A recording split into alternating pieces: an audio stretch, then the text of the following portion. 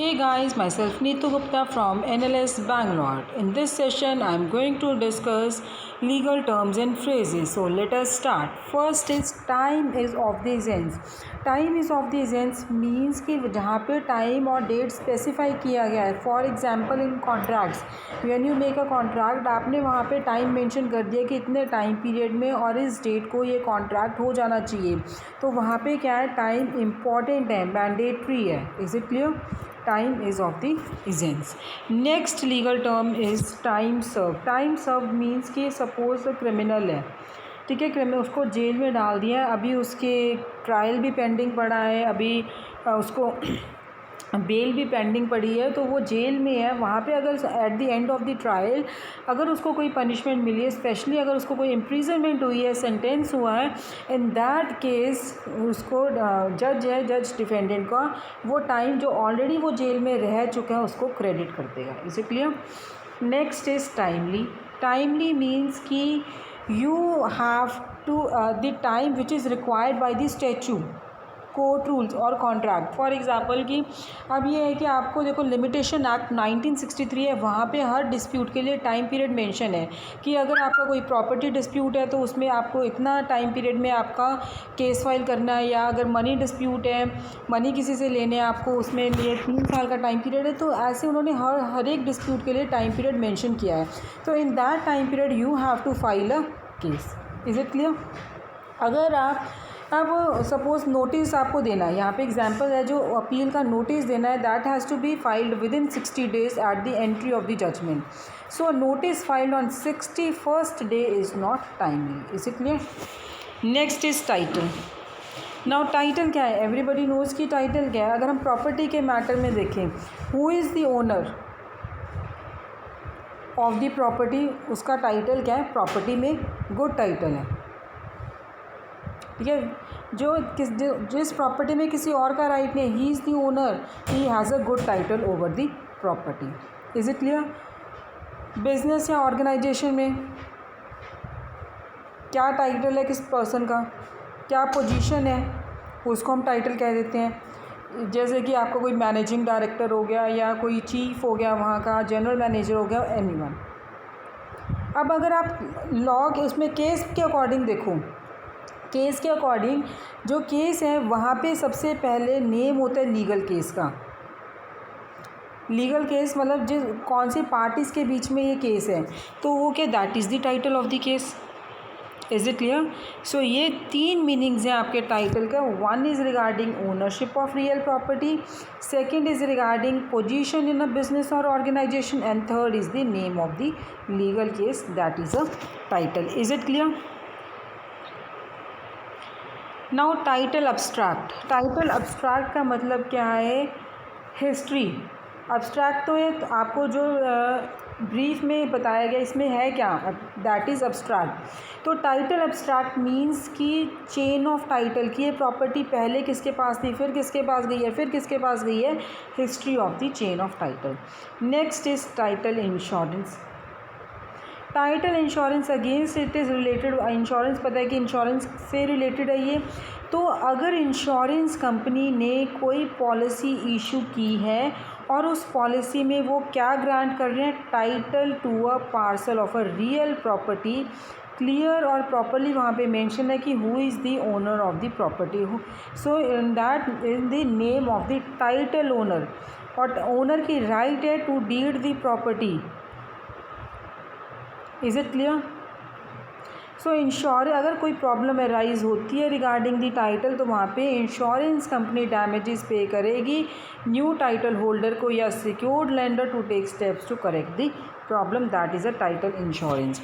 Next is title report. Now title report, what do you mean by the title report? कि जो आपकी real property है उसके title के रिगार्डिंग रिटर्न एनालिसिस किया है, जिसमें आपकी सारी की प्रॉपर्टी डिस्क्रिप्शन भी आ जाएगी, टाइटल होल्डर्स के नाम भी आ जाएंगे, टाइटल को किसका है, क्या इसमें कोई टैक्स पे करना है, या is there any encumbrance on this property और नॉट. तो everything is mention, that is a title report. Title report कब की जाती है? जब प्रिलिमिनरी रिपोर्ट का ऑर्डर दिया जाता है. at the time of recording an up to date report is issued which is the final title report. तो इस हिस्ट्री ऑफ टाइटल को क्या कहते हैं? Abstract. A title report is prepared by a title company, abstractor, attorney or an escrow company depending on the local practice.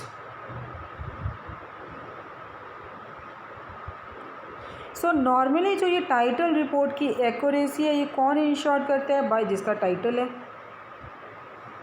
Title insurance which will require the insurer company to either correct or any error or pay damages resulting from a cloud on title.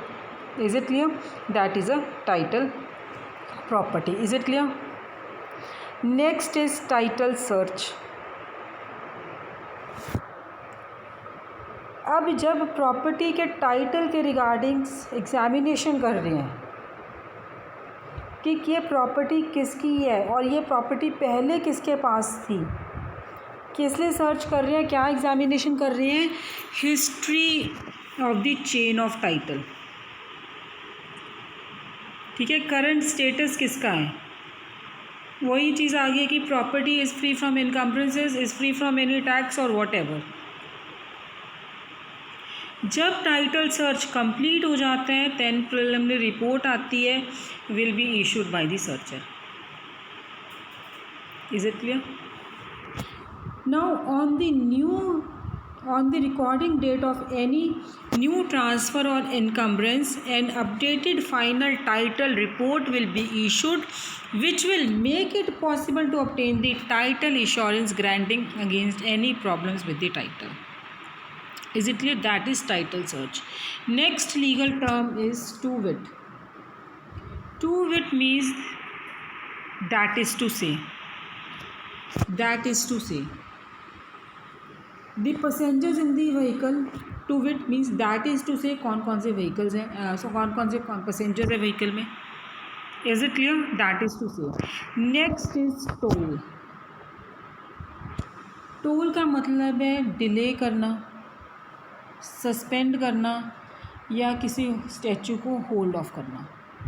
Now एक तो ये meaning हो गया, ठीक है, किसी भी statue को डिले कर रहे हो, सस्पेंड कर रहे हो, होल्ड कर रहे हो. एक मीनिंग जो सबने सुना होगा, जब आप ट्रैवल करते हो तो हमारे जब टोल चार्जेस आप पे करते हो, जब किसी रोड से आप जा रहे हो, कोई लैंड पास कर रहे हो, टोल रोड यूज़ कर रहे हो, तो that is a toll. Is it clear? Next is tontine. Now tontine, it is a rare agreement among the several persons who agree that each will invest in an annuity and the last to die will receive the remaining assets and profit. Is it clear? समझ में आ गया टॉन्टाइन क्या है? ये बहुत कम इस तरह के एग्रीमेंट्स बहुत कम होते हैं. काफ़ी लोगों के बीच में ये एग्रीमेंट है जो लोग एग्री करते हैं कि वो एन्युटी में इन्वेस्ट करेंगे, आफ्टर द एन्युटी में इन्वेस्ट करेंगे और जो सबसे लास्ट जिसकी डेथ होगी उसको सारे के सारे रिमेनिंग एसेट्स और प्रॉफिट मिल जाएंगे. That is tontine. Is it clear? Next is tools of trade. Tools of trade means अगर हम बैंक्रप्सी के लॉस में देखें तो वहाँ पे क्या है, जो पर्सन को इक्विपमेंट्स की ज़रूरत होती है उसकी ऑक्यूपेशन को परस्यू करने के लिए, they are exempted from the claims of creditor. Means कि जब वो ही has to pay something to the creditor, उसने बोरो किए थे, तो वहाँ पे क्या है, क्रेडिटर्स के पास है कि they can retain their goods, लेकिन वो गुड्स नहीं ले सकते जो उनको अपनी ऑक्यूपेशन परस्यू करने के लिए चाहिए. So the such equipments are exempted from the claims of the creditor. वो इवन अटैचमेंट बाय जो जजमेंट है वो भी उनसे भी एग्जेम्प्ट होते हैं, क्योंकि वो बहुत ज़रूरी इक्विपमेंट्स हैं जो एक पर्सन को कुछ कमाने के लिए, अर्न करने के लिए चाहिए, अपनी फैमिली को सपोर्ट करने के लिए चाहिए और उन्हीं से काम करके वो क्रेडिटर्स को भी पे करेगा. That is tools of trade. Is it clear? Next is a taught. Now taught क्या है? It is a civil wrong. Wrongful act, चाहे वो आप इंटेंशनली कर रहे हो, एक्सीडेंशियल कर रहे हो, जिससे दूसरे को इंजरी पहुंच रही है, that is a tort. Tort में अब सारे नेग्लिजेंसेस के केसेस आ जाते हैं, इंटेंशनल रॉन्ग के केसेस आ जाते हैं, which results in harm. So tort law is one of the major areas of law. जैसे कि आपके कॉन्ट्रैक्ट है, क्रिमिनल लॉ है, तो ये भी टॉर्ट लॉ भी एक मेजर एरियाज ऑफ लॉ है। इनमें से जो रिजल्ट है that is about more civil litigation than any other category. So some intentional torts में ऑल्सो भी, जैसे क्राइम्स भी हो सकते हैं, फॉर एग्जांपल बैटरी है, असॉल्ट है, फ्रॉड है, कन्वर्जन है, ट्रेसपास है प्रॉपर्टी में, they form the basis for a lawsuit for damages by the injured party. Defamation भी अब टॉर्ट्स में भी आ जाता है। Is it clear? Is it clear? This is a tort. So tort क्या है? Generally it is a civil wrong. Next legal term, tort act.